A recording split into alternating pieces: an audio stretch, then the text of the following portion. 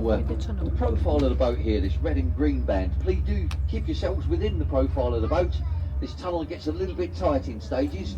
Now we don't want to get anything squashed between the boat and the tunnel walls here. The tunnel walls are very unforgiving and the boat doesn't stop very quickly, so we don't want to go there. Now also just to say that we're regulated by the Maritime and Coast Guard Agency. They hold us to the highest of safety standards. Now here we go, past the point and over turn, we're into the first section of the Dudley Tunnels today. Now this section is actually known as Lord Ward's Tunnel. Lord Ward being the second Earl of Dudley and the owner of the limestone mines ahead of us. Now he worked out that if he could connect the canals and indeed the narrowboats to his limestone mines, he'd be able to move an awful lot more of this limestone. Around about 30 times more actually, because you can put about 30 tons into a boat like this, whereas a horse and cart would only really carry 1 or 2 tons. Now we've just got a tricky section of the tunnel here. This is nice. It rains over 360 days a year inside our tunnel.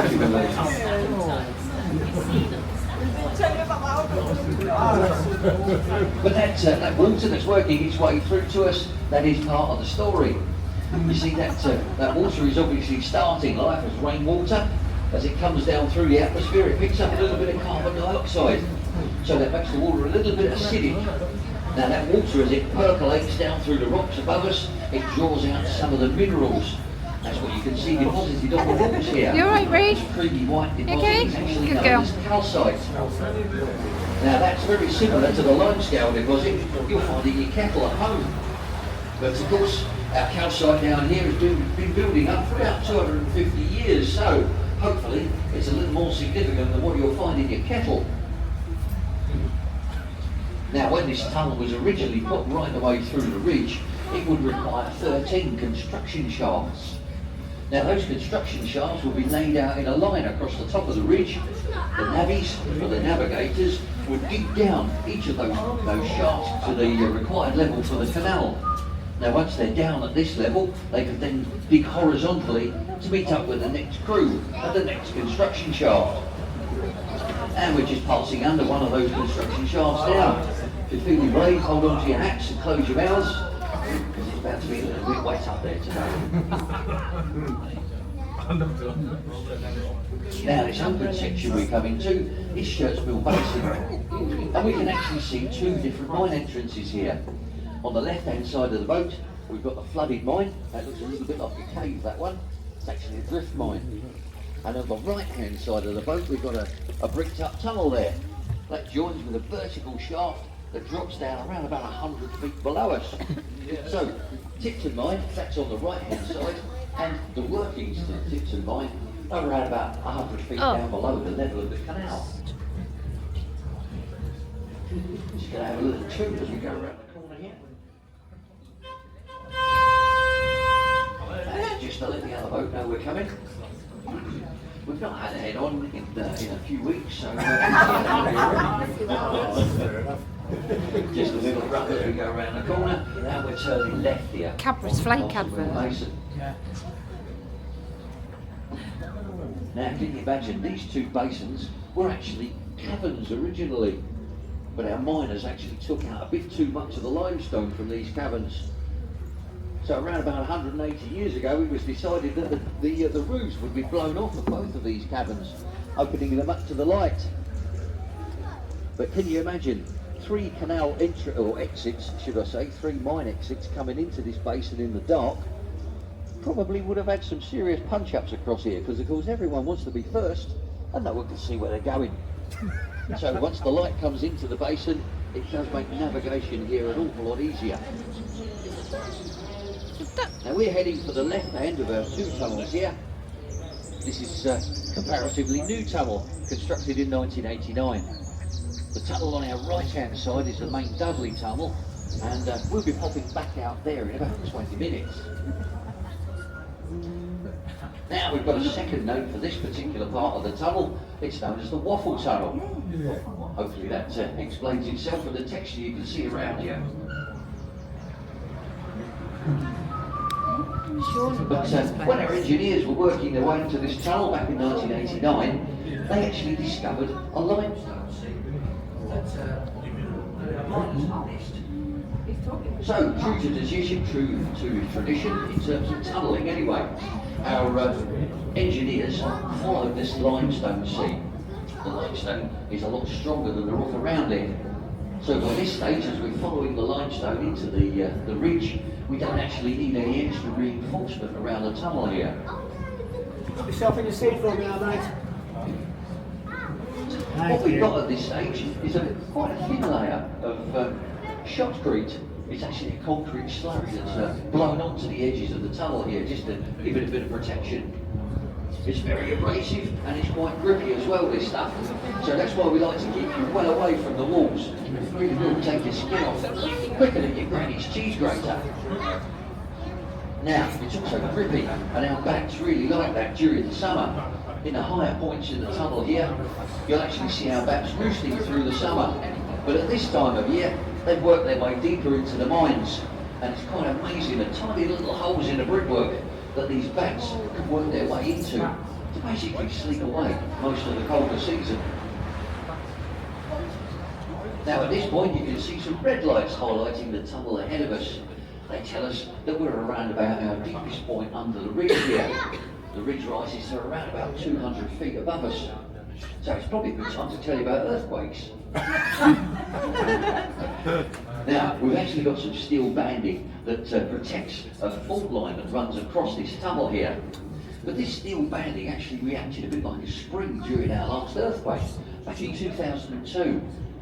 It was recorded at 4.5 on the Richter scale, which was quite a bit of rock and roll for a place like Dudley. So this steel banding protected our tunnel that night, and after inspections the following morning we were ready to go.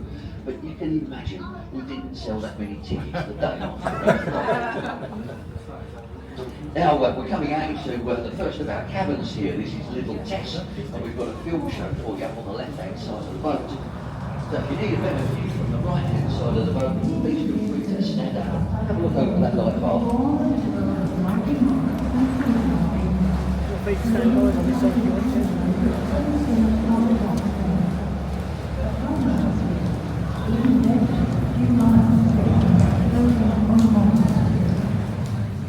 For hundreds of millions of years, ours was a violent world devoid of life.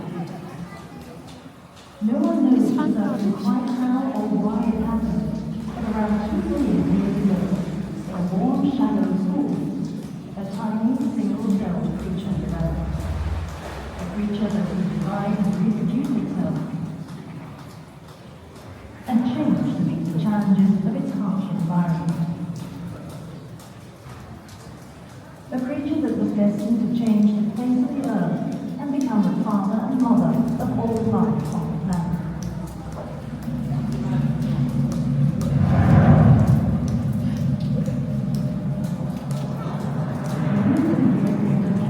That area was a shallow part of the sea, and from that single-celled creature had evolved a wide variety of life forms: trilobites, shellfish, sea lilies, and giant monsters. Welcome to Silurian times, where the rock around you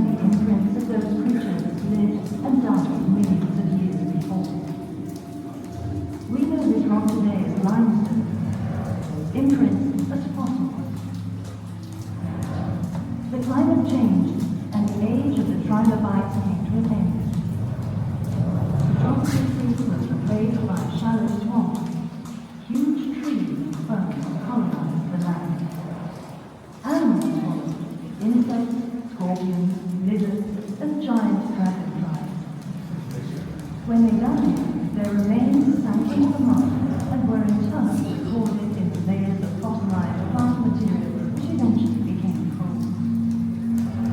Many seams of coal were laid down, giving the geological period its name, the Carboniferous.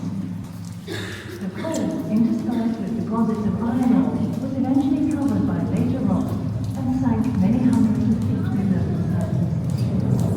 Folding and fracturing of the Earth's crust pushed the deposits of coal and limestone up through the later rocks, and wind and rain over millions of years eroded away the later deposits, leaving Dudley Castle Hill and the nearby Wren's Nest Hill standing proud as we see them today. These hills, with their thick coating of vegetation, remained largely undisturbed as life and eventually man evolved around them. Undisturbed, that is, until human technology took a sudden, dramatic turn. The Industrial Revolution. A revolution driven, engineered, and supported by iron. And iron's production required iron ore, coal to fire the planet, and limestone the flux to remove the impurities. Hundreds of millions of years of geology came together to make the Dudley area central to iron production and vital to the Industrial Revolution. Initially, the limestone was quarried from the sides of the hill, and as those deposits were exhausted, deep pits were dug as the miners followed the seams. As they went deeper, it became ever more difficult to raise the stone to the surface. The solution to this problem came in 1778, when the Earl of Dudley, who owned the mine, constructed a canal and tunnel into the hills to connect his mine to the Birmingham-Wolverhampton Canal and so to the rapidly expanding network of inland waterways. The tunnel was later extended through the hills, circling the mineral rich land on the other side of the ridge, and linking the black country industry to the river Severn. Where the tunnel crossed the limestone bed, the rock was marked. Vertical shafts were dug to reach the deeper seams. Branch canals, tramways, and roading walls were constructed, and the stone brought out by boat to feed the furnaces of the Black Country. Huge cannons were created with pick and shovel and gunpowder. Massive pillars of rock left behind to support the roof. In a few moments, we will enter one of those cannons. Above us, the surface, 80 feet below us, and now flooded, lie yet more man-made caverns. Today, the tramways are silent, and the limestone boats are gone. But let us spare a thought for the Black Country miners who carved out these caverns 200 years ago. Bless Change them. was their constant companion, and not all returned alive to the surface.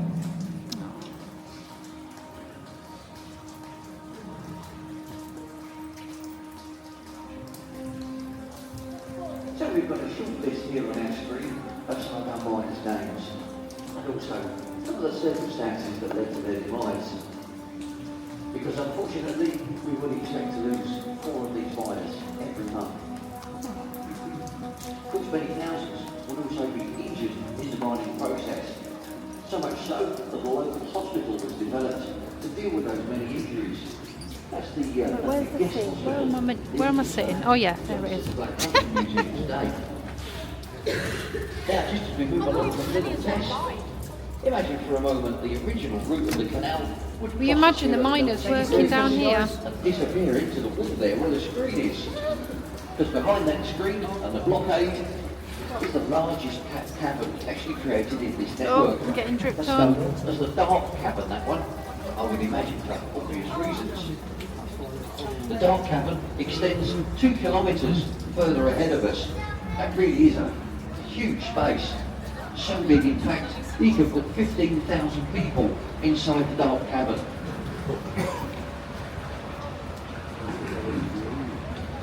Now we're moving along into Rock Tunnel here. Rock Tunnel actually predates the connection of the canal to the limestone mines.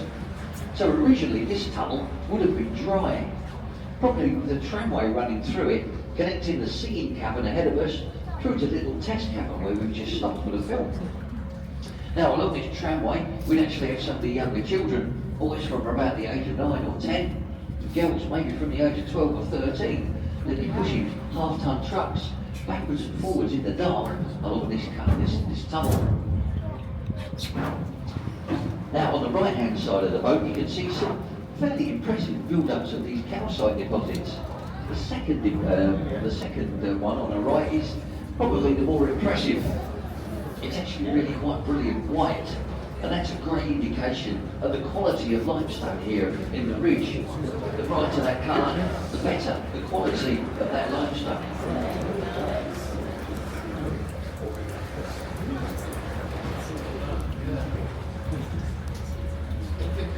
So just ahead of us now is the singing cabin itself.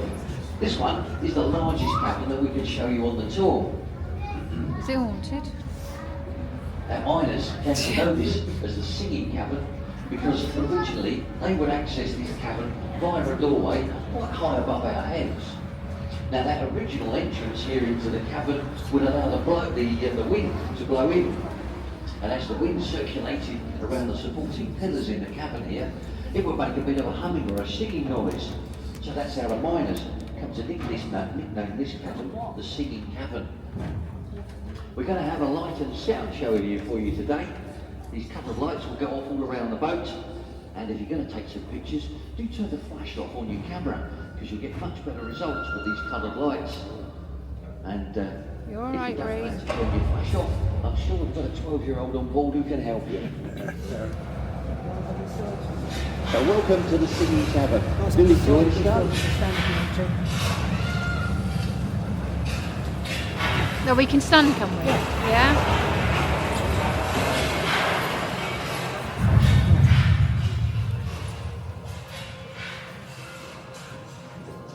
Limestone was quarried here on Dudley Castle Hill for hundreds of years, but the arrival of the canal prompted a rapid increase in mining activity, and at its peak, the Dudley mines produced over 100,000 tons of limestone a year. The extraction of the stone left behind a network of vast caverns, which became an attraction for scientists, engineers, and visiting dignitaries from abroad.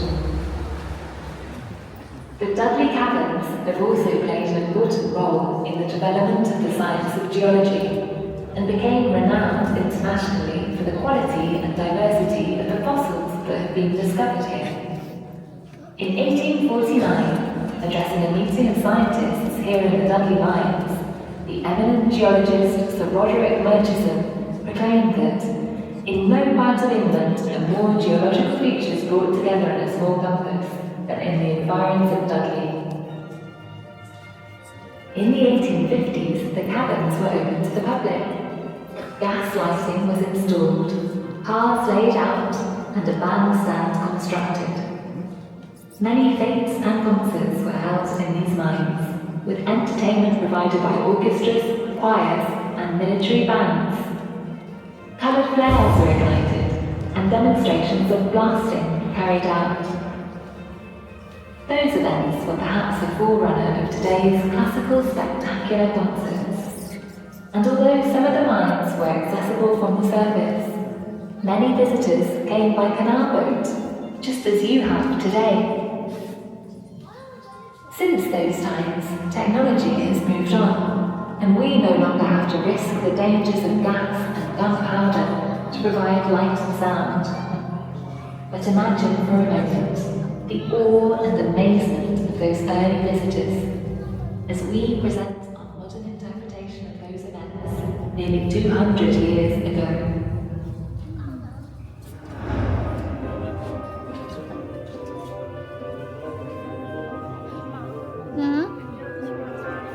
It's fine, darling. It's fascinating. It's really interesting. It's fine, darling.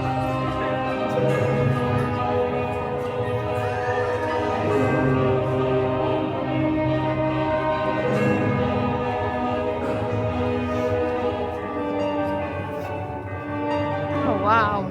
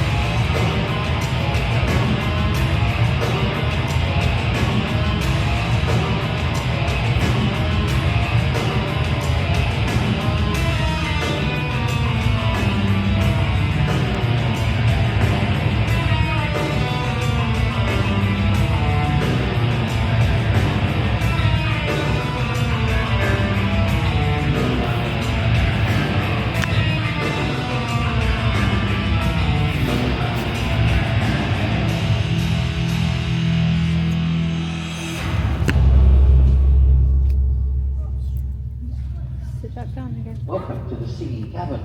I hope you like our little rock show.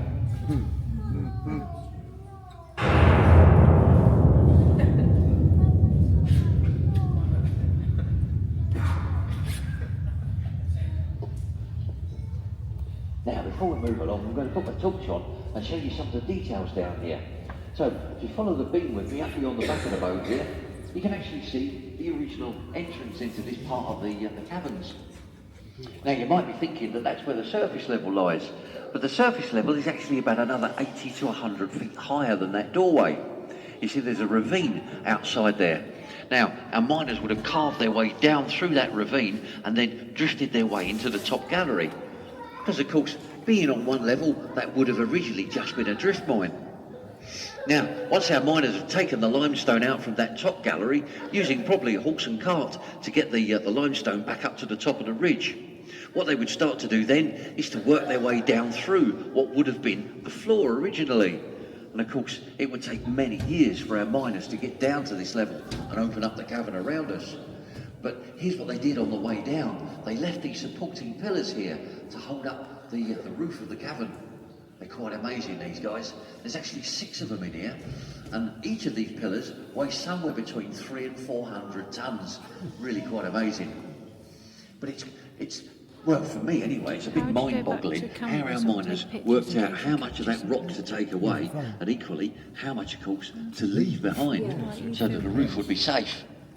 Now, here's a fascinating thing. Consider that our miners are really pretty badly educated, if at all.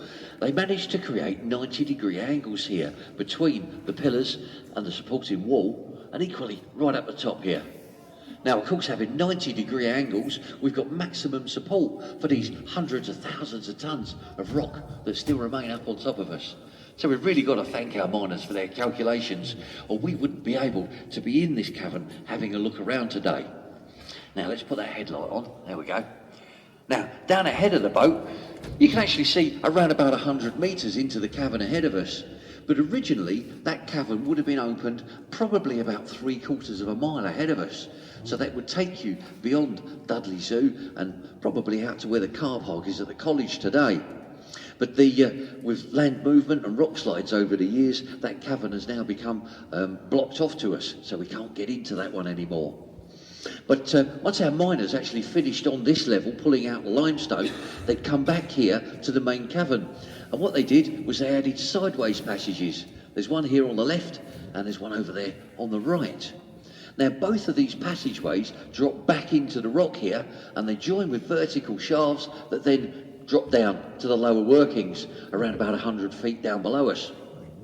Now, it's quite amazing to think that on the tour today, we can only really show you about 5% of the overall workings in these caverns. So much more of it is on the lower workings. Let's pop those lights on. Here we go. Now, of course, once our miners started or finished working on the lower workings in these mines, the pumps were turned off, and the water, of course, invaded those workings in no time at all. Sit back down now, Ree, The darling. water took plenty of sediment down with it as well. Sit back down. So over the years of as those cabins refilled, the sediment built up in the bottom of them as well. You can take pictures. We have had Yeah, you cave take divers down there in the past, but even for those experienced cave divers, visibility in the lower cabins is really far too dangerous to have any access to What are you today. looking for? Now we're working our way back through our 1984 tunnel here. This was opened in that year to give us access back to the singing cabin. Now what you'll notice inside this part of the tunnel is we don't have that extra sprayed on layer of shotcrete. So you can see how these individual bits are all bolted together. Of course these end box sections are molded in a factory and sent out to site so that they can be erected around the tunnel for us.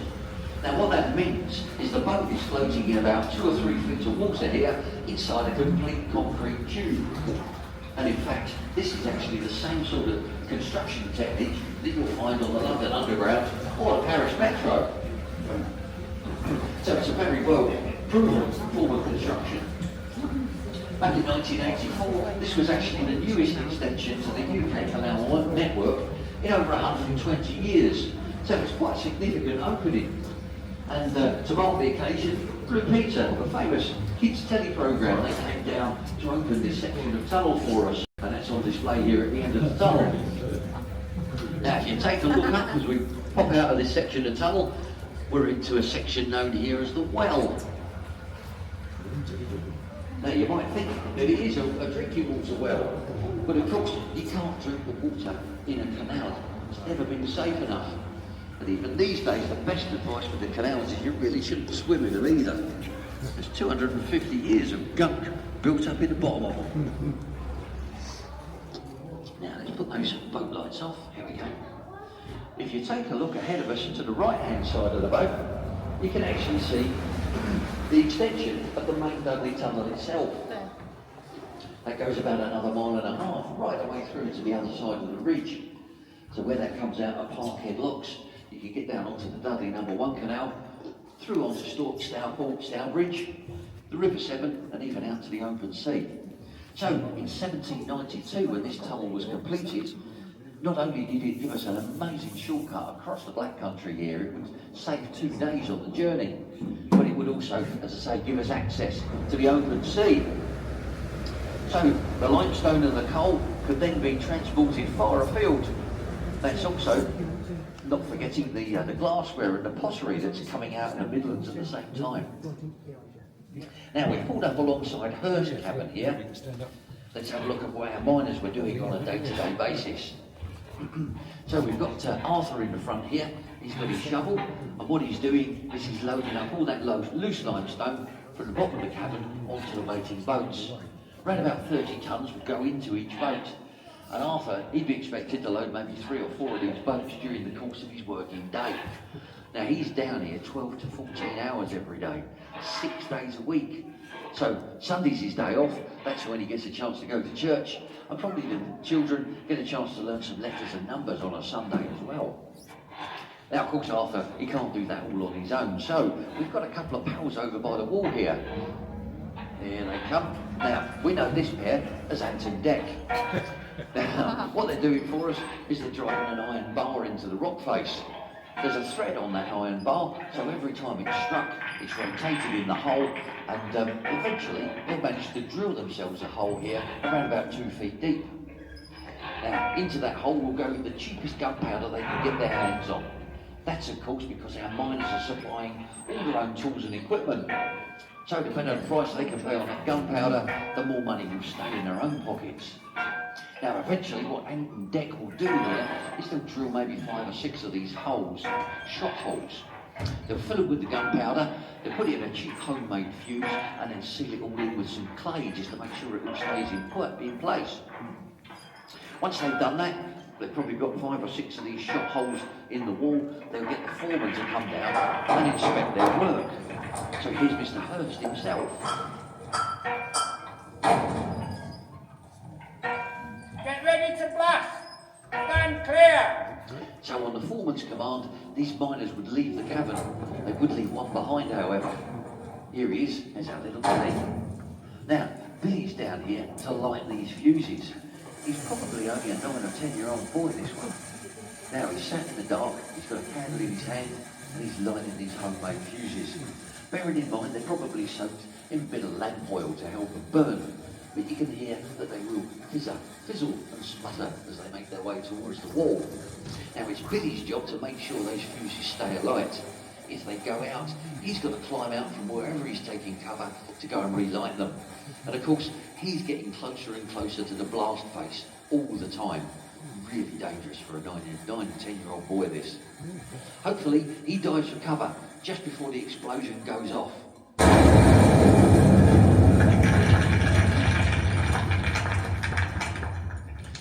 How did he do? Is Billy okay? Clear! That's good. Billy's having a good cough and a sneeze there. That means he survived the explosion. Good job, Billy. We'll keep our fingers crossed for the rest of the day, because he's going to have to do that another 5 or 6 times during the course of the working day. But can you imagine the environment in here now that explosion's gone off? No. You've got that gunpowder smoke, you've got the lime dust as well. Not to mention all that shrapnel that's been blown out of the wall.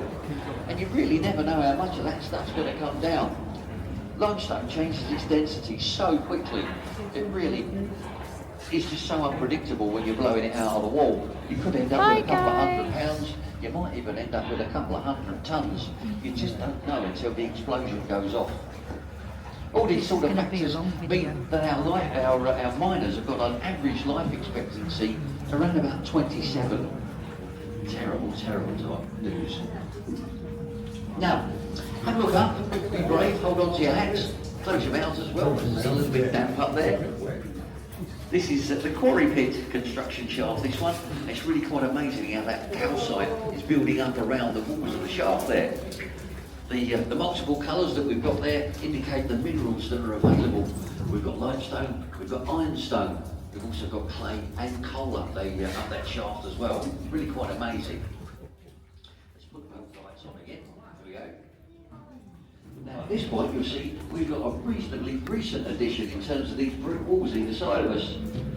These brick walls were added around about the turn of the 20th century to facilitate a lock operation down here.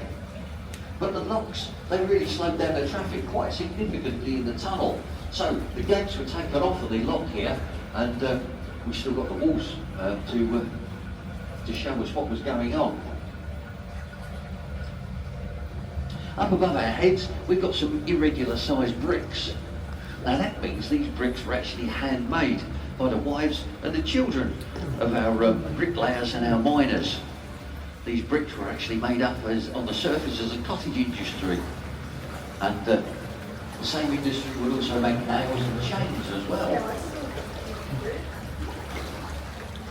Now you can hear my voice change with this echo as we move underneath the cathedral arch here. It really is quite an impressive piece of brickwork, this, especially when you think that it was erected over an operational canal. I didn't see that there.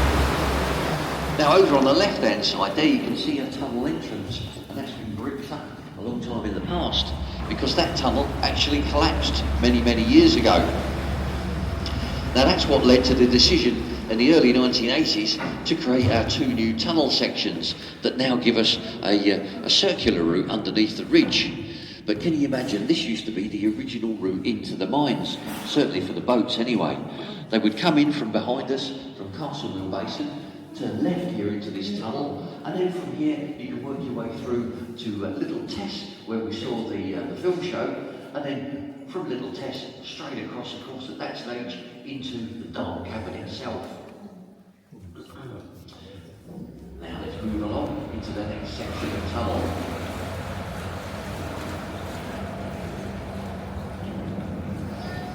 Of course, we don't have any towpaths down here in these tunnels, so how do our boatmen manage to move these boats through the near on 2 miles of the Dudley Tunnel here? Oh. Well, certainly originally they would have used a process known as barging. Now, barging means that you're using a long wooden pole with a metal spike on the end of it. jamming that spike into the brickwork and you're propelling the boat through the tunnel using the pole. But that spike actually caused a fair bit of damage here. You can see along the centre line of the tunnel, and it has been repaired on many occasions.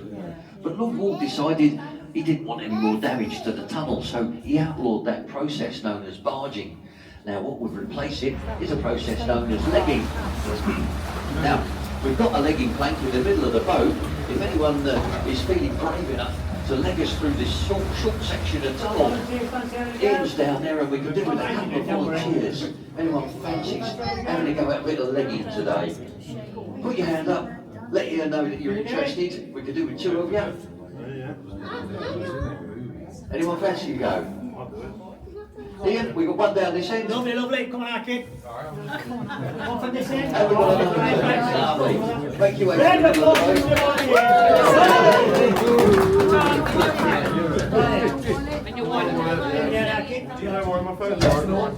in your hat, take it off. Pop, take your hat off. Pop in your hat, your phone, your keys, anything that might drop out your pockets. You've done that. Pop it on the step over there. Pop the one over there, one over there. Lovely, lovely.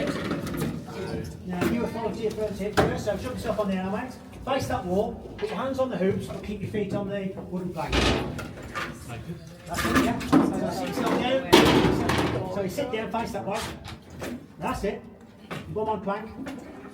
That's Back it. to back. Feet on end of the plank. Now, great. So copy it, mate. Now, Yeah, guys, you mate. think this is just about walking down the walls, and it isn't. There's a real art to this. Every time the boat touches the wall, it's going to lose momentum. So these 2 men have to work together to make sure that the boat never stops.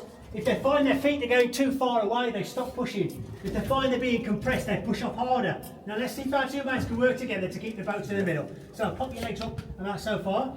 Lean yourselves back so your shoulders touch each other for a bit of support. Alright? Now if you find you're too far out, just shuffle yourself forward. Now then, as you walk down the walls, guys, you're going to take 1 foot over the top and then under. So walk down the walls, heading towards daylight, which is over there. 1 foot over, 1 foot under, so over and under. That's it. Start moving the boat. I don't want to put any pressure on you, but I'm off at 5 o'clock, so we need to be able to do it. That's it. So start pushing the boat forward now. Now we're starting to move. Now we're starting to move. So as you feel yourself drifting too far away, stop pushing. As you feel yourself being compressed, push up harder. Keep your legs nice and high if you can. That's it. There we're going. There we're going. There we're going. Now we're moving. Now we're moving. Let's give our 2 mates some encouragement. Come on! Very good. Very good. Keep your feet high, nice and high. From one end to the other, it takes 4 hours lying on the back. We'd normally do it in the dark, but we'll leave the lights on today because of the rats that run up your trouser legs. So keep it going. Wait for your thunderous applause in 3, 2, 1, round of applause! Start gentle. Press it, there you go. Walk, lift your feet up, put them on the end of the plank, don't put them down the sides, you'll have no feet. When you're ready, shove yourself back in towards the middle. And the hardest thing is getting off the plank when you're ready. Bravo, bravo!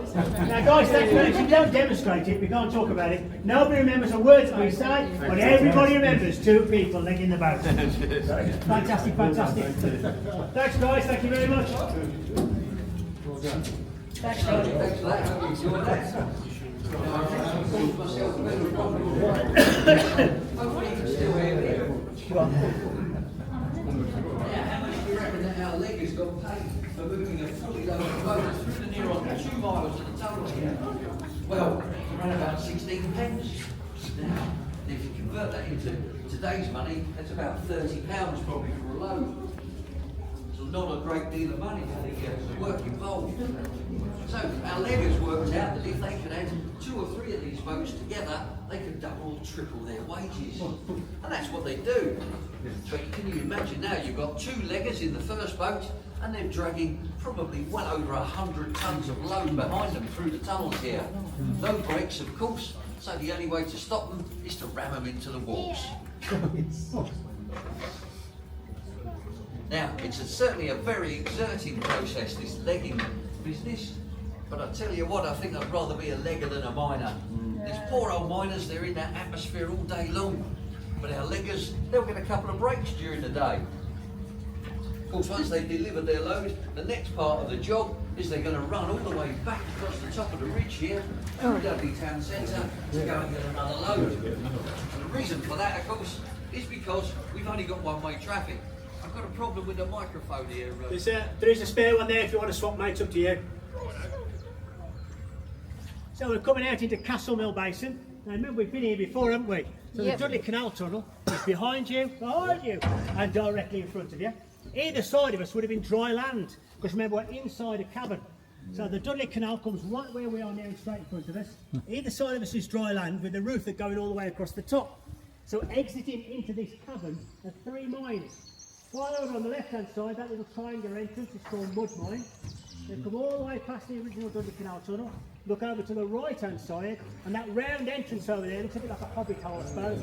That's the Wren's Nest Mine. That shaft goes back well over a mile. It's a phenomenal space. And next to it, going up the walls, would have been Cracker Mine. So just imagine this, 1, 2, 3 mines inside the cavern with a canal running through the middle, and everybody coming out to tip the trucks out into the boat. Everybody pushing and shoving to try and get to the front. In the dark, in this cavern. It's going to be a terrible place to work. Nowadays, of course, just a little haven for wildlife. You can only come down here in the boat. It's all metal sheets, and all obviously for safety. So, obviously this time of year now, the ducks will come back. We'll have the herons, kingfishers, in the other basin just round the corner. We had badgers last year. With our wild cameras there, so we had a set of badger cubs. It really was absolutely lovely.